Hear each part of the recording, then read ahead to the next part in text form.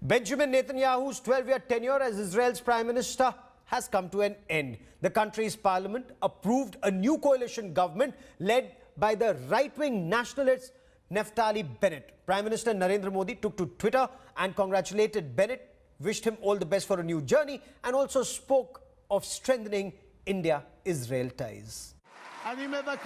In an improbable scenario few could have imagined, Israeli Prime Minister Benjamin Netanyahu's record 12-year run ended on Sunday, with Parliament approving a so-called government of change led by nationalist Naftali Bennett. The newly elected coalition, consisting of left-wing, centrist, right-wing, and Arab parties, was voted in by a razor-thin margin, with little in common except the desire to unseat Netanyahu, underscoring its likely fragility. Addressing Parliament before Bennett was sworn in, a combative Netanyahu indicated he isn't exiting quietly, saying, quote, "If we are destined to go into the opposition, we will do so with our heads held high until we can topple it," adding that that would happen, quote, "sooner than people think."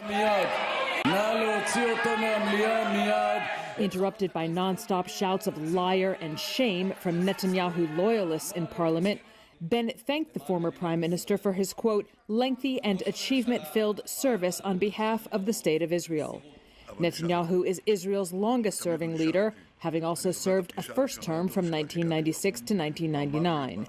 But he was weakened by his repeated failure to clinch victory in 4 elections over the past 2 years, including a vote in March, and by an ongoing corruption trial in which he has denied any wrongdoing.